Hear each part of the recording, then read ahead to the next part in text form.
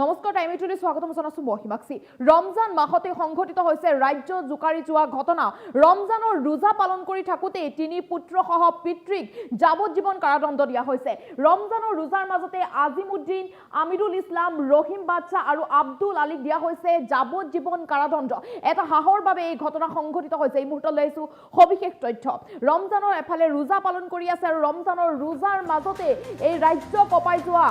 ঘটনা সংঘটিত হৈছে তিনি পুত্ৰসহ পিতৃৰ লগত ভয়াবহ ঘটনা ৰমজানৰ ৰোজাৰ মাজতে পিতৃসহ তিনি পুত্ৰক দিয়া হ'ল যাৱজ্জীৱন কাৰাদণ্ড নজৰুল ইছলামৰ সৈতে ভয়ংকৰ কাণ্ড সংঘটিত কৰা আজিমুদ্দিন আমিৰুল ইছলাম ৰহিম বাদশা আৰু আব্দুল আলীক দিয়া হ'ল যাৱজ্জীৱন কাৰাদণ্ড বৰপেটা সত্ৰ ন্যায়াধীশ দীপক ঠাকুৰীয়া আদালতৰ এই বৃহৎ ৰায় ৰমজান মাহতে অতি ভয়াবহ ঘটনা সংঘটিত হৈছে 2022 চনত সৰ্থেবাৰীৰ কাৱৈমাৰী গাঁৱৰ ৯ নং ব্লকত সংঘটিত হৈছিল এই ভয়ংকৰ ঘটনা আজিমুদ্দিন নামৰ লোকজনৰ পোহনীয়া হাঁহ এটা চৰাক লৈ সংঘটিত হৈছিল সংঘাত হাঁহ আনিবলৈ যাওঁতে সংঘটিত হৈছিল প্ৰচণ্ড মাৰপিটৰ ঘটনা এটা হাঁহক কেন্দ্ৰ কৰি এই ঘটনা সংঘটিত হৈছিল অৱশেষত এই আক্ৰমণত মৃত্যু হৈছিল নজৰুল ইছলাম নামৰ ব্যক্তিগৰাকী ৰমজানৰ ৰোজাৰ মাজতে এই ঘটনা সংঘটিত হৈছে ৰাজ্য জুকাৰি যোৱা এক ভয়াবহ ঘটনা সংঘটিত হৈছে ৰমজানৰ ৰোজাৰ মাজতে পিতৃসহ তিনি পুত্ৰক দিয়া হৈছে যাৱজ্জীৱন কাৰাদণ্ড নজৰুল ইছলামৰ সৈতে ভয়ংকৰ কাণ্ড সংঘটিত কৰা আজিমুদ্দিন আমিৰুল ইছলাম ৰহিম বাদশা আৰু আব্দুল আলীক দিয়া হৈছে যাৱজ্জীৱন কাৰাদণ্ড বৰপেটা সত্ৰ ন্যায়াধীশ দীপক ঠাকুৰীয়া আদালতৰ বৃহৎ ৰায় যেহেতু 2022 চনত সৰ্থেবাৰী কাৱৈমাৰী গাঁৱৰ ৯ নং ব্লকত সংঘটিত হৈছিল অতি ভয়ংকৰ ঘটনা আজিমুদ্দিন নামৰ লোকজনৰ পোহনীয়া হাঁহ এটা চৰাক লৈ তীব্ৰ সংঘাতৰ সৃষ্টি হৈছিল হাঁহ আনিবলৈ গৈছিল আৰু হাঁহ আনিবলৈ যাওঁতে সংঘটিত হৈছিল প্ৰচণ্ড মাৰপিটৰ ঘটনা আৰু অৱশেষত এই আক্ৰমণত মৃত্যুমুখত পৰিছিল নজৰুল ইছলামে যিহেতু মৃত্যুমুখত পৰিছিল আৰু তাৰ পিছতে এই ৰায়দান দিয়া হৈছে ৰমজান মাহৰ ৰোজাৰ মাজতে এই ৰায়দান দিয়া হৈছে পিতৃসহ তিনি পুত্ৰক যাৱজ্জীৱন কাৰাদণ্ড যেহেতু ভয়াবহ ঘটনা সংঘটিত কৰিছিল আজিমুদ্দিন আমিৰুল ইছলাম ৰহিম বাদশা আৰু আব্দুল আলী গতিকে আটাইকে দিয়া হৈছে যাৱজ্জীৱন কাৰাদণ্ড আৰু এটা হাঁহক কেন্দ্ৰ কৰি তীব্ৰ সংঘাতৰ সৃষ্টি হৈছিল নজৰুল ইছলামৰ সৈতে দুয়ো ফৈদৰ মাজত তীব্ৰ মাৰপিটৰ সৃষ্টি হৈছিল আৰু মাৰপিটতে মৃত্যুমুখত পৰিছিল নজৰুল ইছলাম নামৰ ব্যক্তিগৰাকী আৰু এটা হাঁহক কেন্দ্ৰ কৰিয়ে তীব্ৰ সংঘাত আৰু অৱশেষত সেই সংঘাতৰ ভয়ংকৰ ৰূপ যাৱজ্জীৱন কাৰাদণ্ড দিয়া হৈছে ৰোজাৰ মাজতে ৰোজা পালন কৰি আছিল যেহেতু ৰমজান পবিত্ৰ ৰমজান মাহ চলি আছে ৰমজান মাহৰ ৰোজা পালন কৰি আছিল পিতৃ পুত্ৰই আৰু ৰোজা পালন কৰি থকাৰ মাজতে এই ঘটনা ঘটিছে ৰোজাৰ মাজতে যাৱজ্জীৱন কাৰাদণ্ডৰ ঘোষণা কৰা হৈছে তিনি পুত্ৰসহ পিতৃ আজিমুদ্দিন আমিৰুল ইছলাম ৰহিম বাদশা আৰু আব্দুল আলীক দিয়া হৈছে যাৱজ্জীৱন কাৰাদণ্ড দিয়া হৈছে আৰু এটা হাঁহক কেন্দ্ৰ কৰিয়ে এই ঘটনা ঘটিছিল যেহেতু হাঁহ চৰাবলৈ যাওঁতে সংঘটিত হৈছিল প্ৰচণ্ড মাৰপিটৰ ঘটনা নজৰুল ইছলাম আৰু আজিমুদ্দিনৰ পৰিয়ালৰ মাজত সৃষ্টি হৈছিল মাৰপিটৰ ঘটনা আৰু এই মাৰপিটতে প্ৰাণ হেৰুৱাইছিল নজৰুল ইছলাম নামৰ ব্যক্তিগৰাকীয়ে আৰু তাৰ পিছত এতিয়া যাৱজ্জীৱন কাৰাদণ্ড দিয়া হ'ল তিনি পুত্ৰসহ পিতৃক দিয়া হ'ল যাৱজ্জীৱন কাৰাদণ্ড আজিমুদ্দিন আমিৰুল ইছলাম ৰহিম বাদশা আৰু আব্দুল আলীক দিয়া হ'ল যাৱজ্জীৱন কাৰাদণ্ড যেহেতু পবিত্ৰ ৰমজান মাহ চলি আছে ৰমজান মাহৰ ৰোজা পালন কৰি আছিল তিনি পুত্ৰই আনফালে পিতৃও পালন কৰি আছিল ৰমজান মাহৰ ৰোজা আৰু ৰমজানৰ ৰোজা পালন কৰি থকাৰ মাজতে ৰাজ্য কঁপাই যোৱা ঘটনা সংঘটিত হৈছে যাৱজ্জীৱন কাৰাদণ্ড দিয়া হৈছে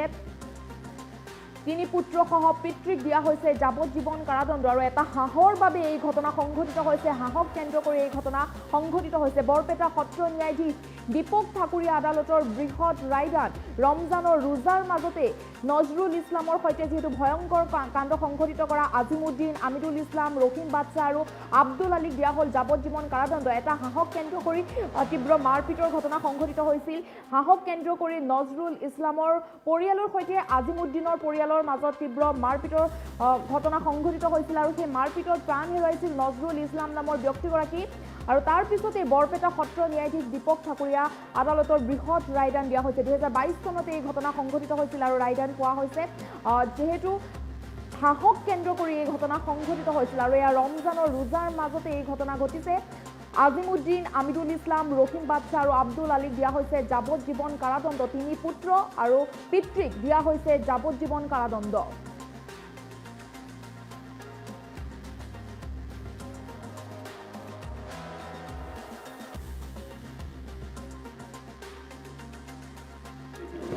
বৰপেটা জিলা সত্ৰ ন্যায়াধীশ মাননীয় দীপক ঠাকুৰীয়া ডাঙৰীয়াৰ আদালতে ভাৰতীয় দণ্ডবিধি আইনৰ 302 ধাৰা, 323 ধাৰা আৰু 34 ধাৰাৰ মতে 4জন আসামীক যাৱজ্জীৱন কাৰাদণ্ড আৰু 323 ধাৰাৰ মতে তেওঁলোকক আজি বিচাৰ দণ্ড দিছে। যোৱা 2022 চনত সৰ্থেবাৰী থানাৰ অন্তৰ্গত 9 নং ব্লকৰ কাৱৈমাৰী গাঁৱত এজন নজৰুল ইছলাম নামৰ লোকক হত্যা কৰিছিল আৰু তেওঁৰ পিতৃ মিৰ্জান আলীয়ে এটা গোচৰ তৰিছিল সৰ্থেবাৰী থানাত। আৰু সৰ্থেবাৰী থানাৰ সেই সময়ৰ ভাৰপ্ৰাপ্ত বিষয়া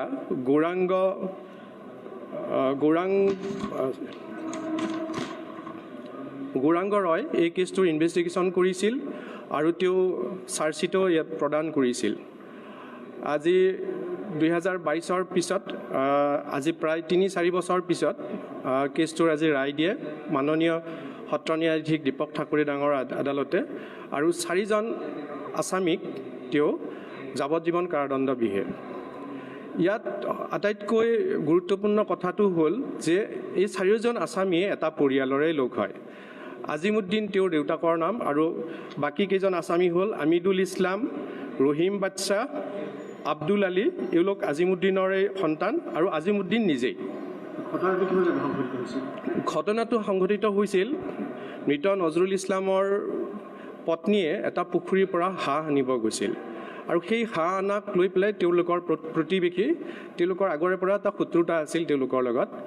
আৰু সেই শত্ৰুতা কাৰণে তেওঁক মাৰপিট কৰিছিল আৰু নজৰুল ইছলামে নিজৰ পত্নীক বচাব গৈ পেলাই তেওঁলোকৰ প্ৰতিবেশীৰ জিঘাংসাৰ বলি হৈছিল আৰু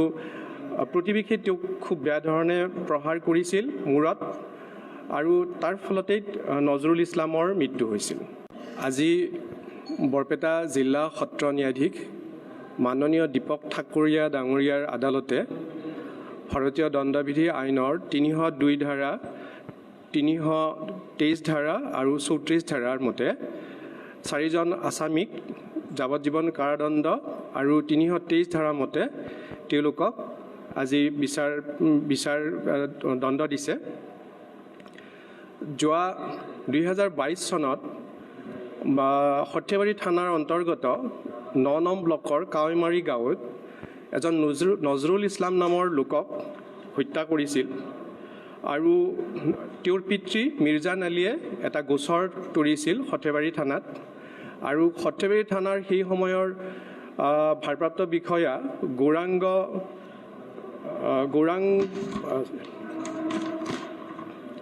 গৌৰাংগ ৰয় এই কেছটোৰ ইনভেষ্টিগেশ্যন কৰিছিল আৰু তেওঁ চাৰ্জশ্বিটো ইয়াত প্ৰদান কৰিছিল। আজি 2022ৰ পিছত আজি প্ৰায় 3-4 বছৰ পিছত কেছটোৰ আজি ৰায় দিয়ে মাননীয় সত্ৰ ন্যায়াধীশ দীপক ঠাকুৰী ডাঙৰ আদালতে আৰু 4জন আসামীক তেওঁ যাৱজ্জীৱন কাৰাদণ্ড বিহে। ইয়াত আটাইতকৈ গুৰুত্বপূৰ্ণ কথাটো হ'ল যে এই 4জন আসামীয়ে এটা পৰিয়ালৰে লোক হয়। আজিমুদ্দিন তেওঁৰ দেউতাকৰ নাম আৰু বাকী কেইজন আসামী হ'ল আমিৰুল ইছলাম, ৰহিম বাদশ্বাহ, আব্দুল আলী, এওঁলোক আজিমুদ্দিনৰে সন্তান আৰু আজিমুদ্দিন নিজেই। ঘটনাটো সংঘটিত হৈছিল মৃত নজৰুল ইছলামৰ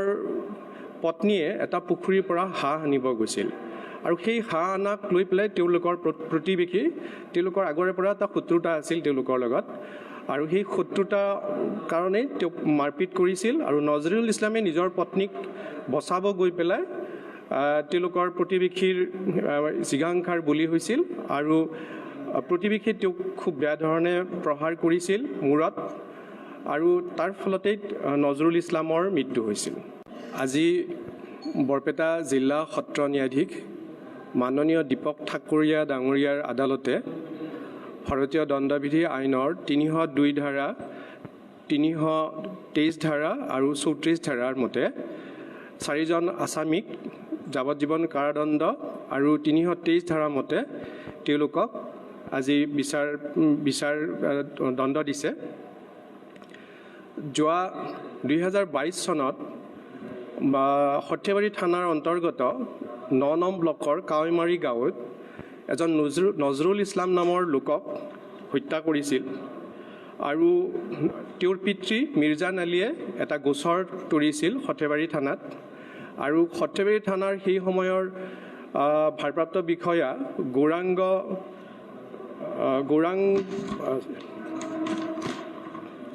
গৌৰাংগ ৰয় এই কেছটোৰ ইনভেষ্টিগেশ্যন কৰিছিল আৰু তেওঁ চাৰ্জশ্বিটো ইয়াত প্ৰদান কৰিছিল। আজি 2022ৰ পিছত আজি প্ৰায় 3-4 বছৰ পিছত কেছটোৰ আজি ৰায় দিয়ে মাননীয় সত্ৰ ন্যায়াধীশ দীপক ঠাকুৰে ডাঙৰ আদালতে আৰু 4জন আছামীক তেওঁ যাৱজ্জীৱন কাৰাদণ্ড বিহে। ইয়াত আটাইতকৈ গুৰুত্বপূৰ্ণ কথাটো হ'ল যে এই 4জন আছামীয়ে এটা পৰিয়ালৰে লোক হয়। আজিমুদ্দিন তেওঁৰ দেউতাকৰ নাম আৰু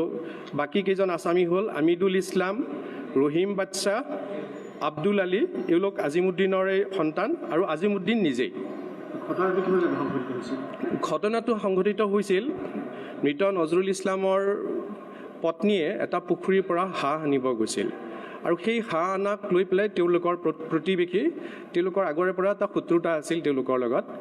আৰু সেই শত্ৰুতা কাৰণেই তেওঁক মাৰপিট কৰিছিল আৰু নজৰুল ইছলামে নিজৰ পত্নীক বচাব গৈ পেলাই তেওঁলোকৰ প্ৰতিবেশীৰ জিঘাংসাৰ বলি হৈছিল আৰু প্ৰতিবেশীয়ে তেওঁক খুব বেয়া ধৰণে প্ৰহাৰ কৰিছিল মূৰত আৰু তাৰ ফলতেই